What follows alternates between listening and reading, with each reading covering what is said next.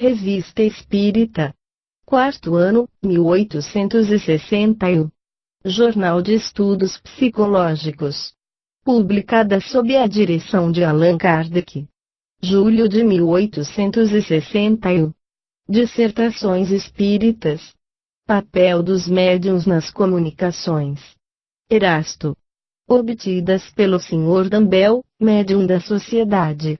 Qualquer que seja a natureza dos médiuns escreventes, quer sejam mecânicos, semimecânicos, ou simplesmente intuitivos, nossos procedimentos de comunicação com eles não variam essencialmente.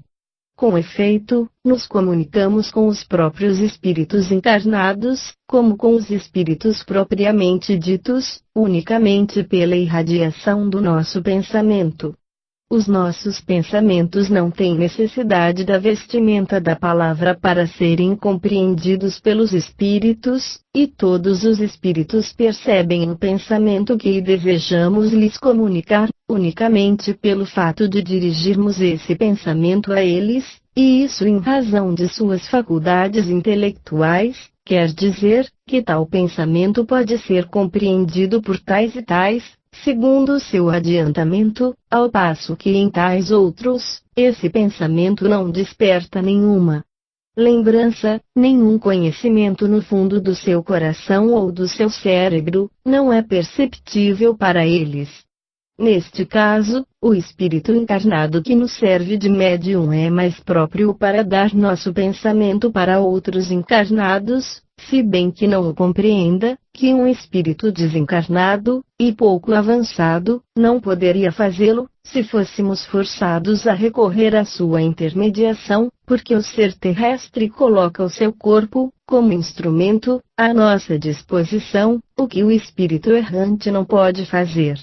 Assim, quando encontramos no médium o cérebro equipado de conhecimentos adquiridos em sua vida atual, e o espírito rico de conhecimentos anteriores latentes, próprios para facilitarem as nossas comunicações, dele nos servimos com preferência, porque com ele o fenômeno da comunicação nos é muito mais fácil, do que com um médium cuja inteligência seria limitada, e cujos conhecimentos anteriores teriam sido insuficientes.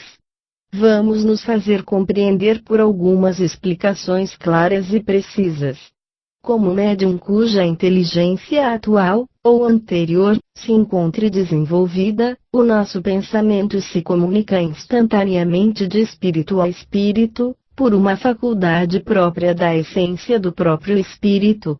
Nesse caso encontramos no cérebro do médium os elementos próprios para revestir o nosso pensamento da roupa da palavra que corresponde a esse pensamento, e isso, mesmo que o médium seja intuitivo, semimecânico ou mecânico puro. E porque, qualquer seja a diversidade dos espíritos que se comunicam ao médium, os ditados obtidos por ele, mesmo procedendo de espíritos diversos, trazem uma marca de forma e de cor pessoal a esse médium.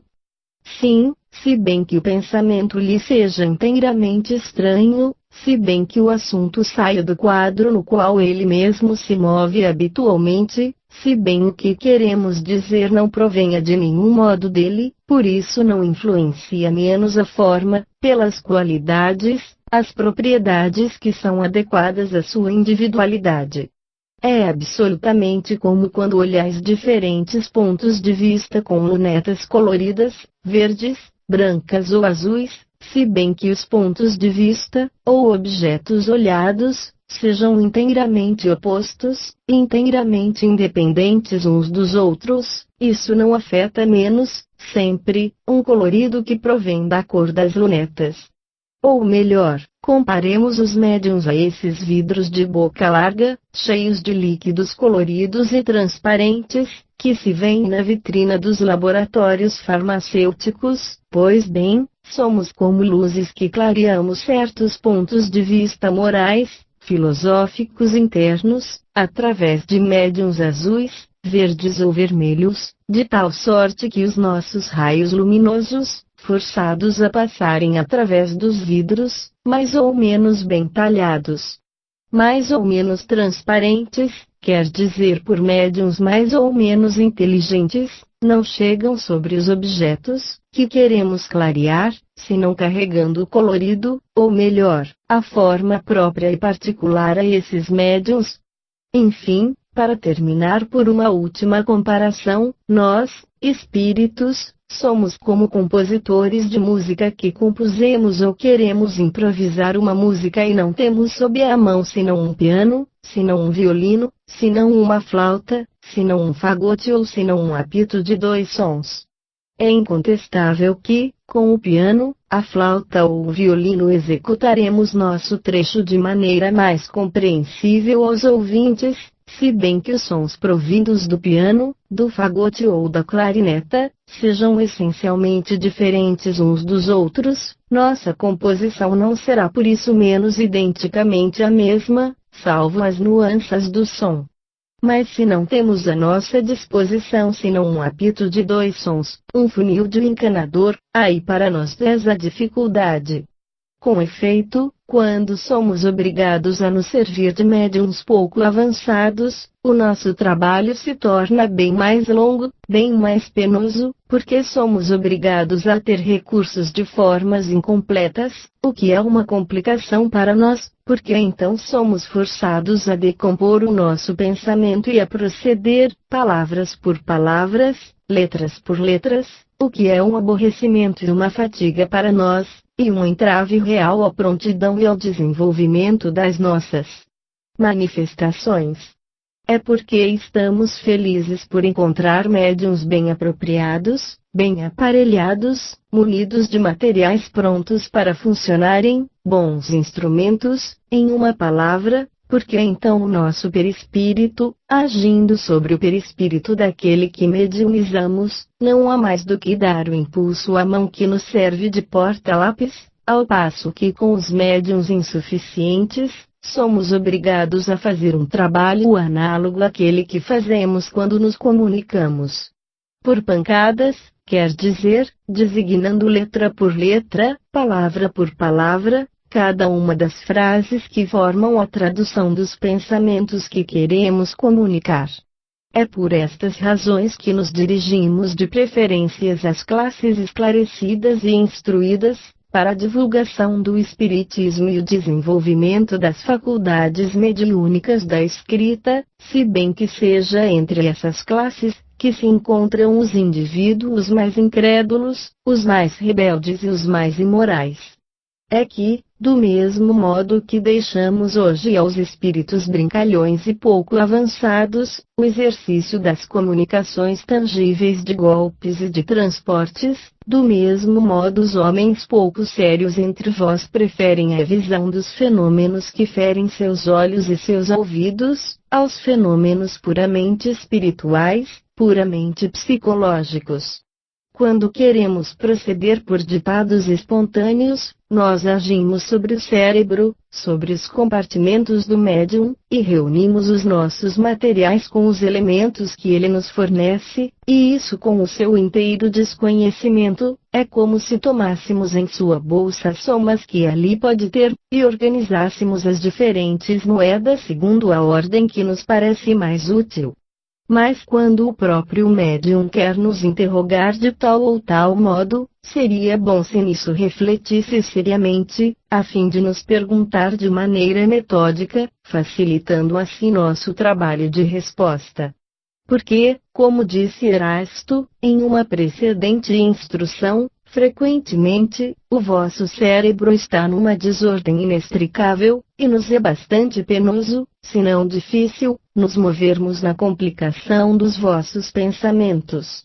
Quando as perguntas devem ser postas por terceiros, é bom, é útil que a série das perguntas seja comunicada, adiantadamente, ao médium, para que este se identifique com o espírito do evocador, e dele se impregne por assim dizer, porque nós mesmos, então, teremos maior facilidade para responder, pela afinidade que existe entre o nosso espírito e do médium que nos serve de intérprete. Certamente, podemos falar de matemáticas por meio de um médium que a ele pareça inteiramente estranho, mas, Frequentemente, o espírito desse médium possui esse conhecimento em estado latente, quer dizer, pessoal ao ser fluídico e não ao ser encarnado, porque o seu corpo atual é um instrumento rebelde, ao contrário, a esse conhecimento. Ocorre o mesmo na astronomia, na poesia, na medicina e nas línguas diversas, assim como em todos os outros conhecimentos particulares da espécie humana. Enfim, temos ainda o meio da elaboração penosa em uso com os médiums completamente estranhos ao assunto tratado, reunindo as letras e as palavras como em tipografia. Como dissemos, os espíritos não têm necessidade de revestir o seu pensamento, percebem e comunicam o pensamento pelo único fato de que ele existe neles. Os seres corpóreos, ao contrário, não podem perceber o pensamento senão revestido. Ao passo que a letra, a palavra, o substantivo, o verbo, a frase, em uma palavra, vos são necessárias para perceber mesmo mentalmente, nenhuma forma visível ou tangível é necessária para nós. Erasto e Timóteo. Espíritos protetores dos médiuns. Dissertações espíritas. O Hospital Central. Gerard de Nerval. A. Musset. Obtido pelo Sr. A. Didier, médium da sociedade. Numa noite de inverno, eu seguia os cais que se avizinham de Notre Dame, é o quarteirão do desespero e da morte. Um poeta compreendeu bem, esse quarteirão sempre foi, desde Cour des Miracles até o necrotério, o receptáculo de todas as misérias humanas. Hoje que tudo cai, esses imensos monumentos da agonia que o homem chama refúgio do hospital, talvez vão cair também. Eu olhava essas luzes baças que atravessam essas paredes sombrias, e me dizia, quantos mortos desesperados. Que fossa comum do pensamento que engole cada dia tantos corações mudados, tantas inocências gangrenadas. É, pois, aí, dizia-me, que estão mortos tantos sonhadores, poetas, artistas ou sábios. Há um pequeno corredor em ponte acima do riacho que marulha pesadamente, é aí que passam aqueles que não vivem mais. Os mortos entram, então, num outro edifício, sobre a fachada do qual deveriam escrever, como na porta do inferno, aqui não mais de esperança. Com efeito, é ali que se corta o corpo para servir à ciência, mas é lá também que a ciência furta a fé o menor resto de esperança. Atormentado por esses pensamentos, dera alguns passos, mas o pensamento vai mais depressa do que nós. Fui alegrado por um jovem amarelo tiritante que me perguntou, sem cerimônia, do fogo para o seu cachimbo. Era um estudante de medicina, como se disse. Assim que disse, assim fez. Fumei também e entrei em conversação com o desconhecido, pálido, emagrecido e fraco pelas vigílias, fronte vasta e olhar triste. Tal era, à primeira vista, o aspecto desse homem. Parecia pensador. Eu lhe fiz parte de meus pensamentos. Venho de dissecar, disse ele, mas não encontrei senão a matéria. Ah! Meu Deus, acrescentou ele com um sangue frio glacial, se quereis vos desembaraçar dessa estranha enfermidade que se chama crença na imortalidade da alma, e de ver cada dia, como eu, desfazer-se, com tanta uniformidade, essa matéria que se chama o corpo, e de ver como se aniquilam esses cérebros entusiastas, esses corações generosos ou degradados, e de ver se o nada que os agarra não é o mesmo em todos. Que loucura de crer! Perguntei-lhe a sua idade. Tenho 24 anos, disse-me ele, e com isso vos deixo, porque faz muito frio. Está, pois, aí, perguntei-me vendo-o se afastar, o resultado da ciência? Gerard de Nerval. Eu continuarei. Nota. Alguns dias depois, a Sra. Custel obteve, em particular, a comunicação seguinte, cuja analogia com a precedente oferece uma particularidade notável. Eu seguia numa noite os cais desertos, era agradável e quente, as estrelas de ouro se destacaram sobre o céu sombrio, a lua arredondava seu círculo elegante, e seu raio branco clareava como um sorriso a água profunda. Os choupos, mudos guardiães da margem, lançavam suas formas esbeltas. Eu passei lentamente olhando alternadamente o reflexo dos astros na água, e o reflexo de Deus na abóbada azulada. Diante de mim caminhava uma mulher, e, com uma curiosidade pueril, eu seguia seus passos que pareciam regular os meus. Por muito tempo caminhamos assim, chegados diante da fachada do Hospital Central, furada aqui e ali de pontos luminosos, ela se deteve, e se voltou para mim, dirigiu-me subitamente a palavra, como se eu tivesse sido seu companheiro. Amigo, disse ela, crês que aqueles que sofrem aqui sofrem mais da alma do que do corpo? Ou crês que a dor física extingue a luz divina? Eu creio, respondi, profundamente surpreso, que, para a maioria dos infelizes que nesta hora, sofrem e agonizam, a dor física é o repouso e o esquecimento de suas misérias habituais. Tu te enganas, amigo, respondeu ela sorrindo gravemente, a doença é uma suprema angústia para os deserdados da terra, para os pobres, os ignorantes e os abandonados, ela não entrega o esquecimento. Senão aqueles que, semelhantes a ti, não sofrem senão a saudade dos bens sonhados e não conhecem senão as dores ideais coroadas de violetas.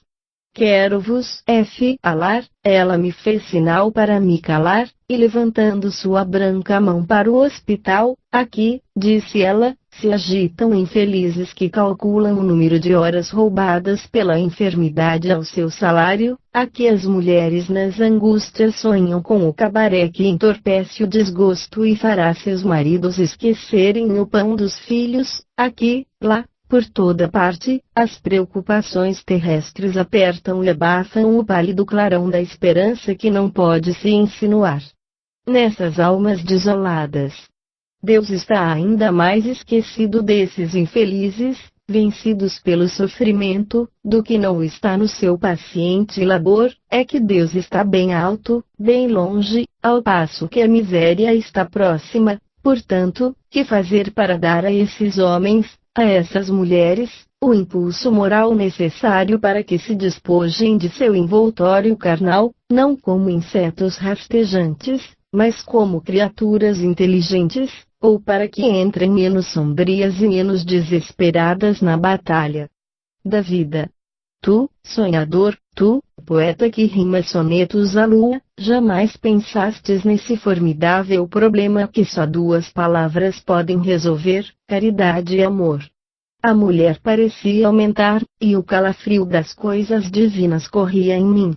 Escuta ainda, retomou ela, e sua grande voz parecia encher a cidade com a sua harmonia, e de todos, vós os poderosos, os ricos, os inteligentes, e de divulgar uma maravilhosa notícia, dizei àqueles que sofrem e que estão abandonados, que Deus, seu Pai, não está mais refugiado no céu inacessível, e que lhes envia, para consolá-los e assisti-los, os espíritos daqueles que perderam, que seus pais, suas mães, seus filhos, inclinados à sua cabeceira e falando-lhes a língua conhecida, lhes ensinarão que além túmulo brilha uma jovem aurora que dissipa, como uma nuvem, os males terrestres.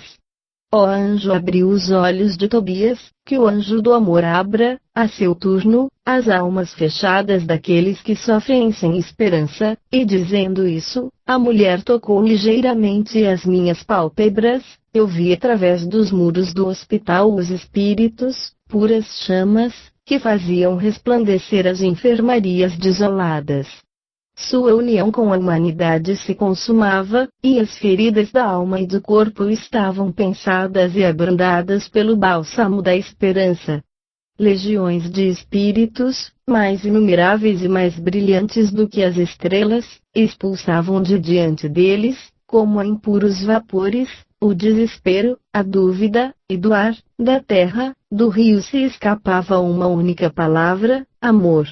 Fiquei muito tempo imóvel e transportado para fora de mim mesmo. Depois as trevas invadiram de novo a terra, o espaço se tomou deserto. Eu olhava ao meu redor, a mulher não estava mais ali, um grande tremor me agitava, e permaneci estranho ao que me cercava. Desde essa noite me chamam de sonhador e louco. Oh! Que doce e sublime loucura quanto aquela de crer no despertar do túmulo, mas quanto é dolorosa a estúpida loucura que mostra o nada como a única compensação de nossas misérias, como a única recompensa das virtudes obscuras e modestas. Qual é aqui o verdadeiro louco, aquele que espera, ou aquele que desespera? Alfred de Musset. Após a leitura desta comunicação, Gerard de Nerval ditou espontaneamente o que segue, por um outro médium, Sr. Didier.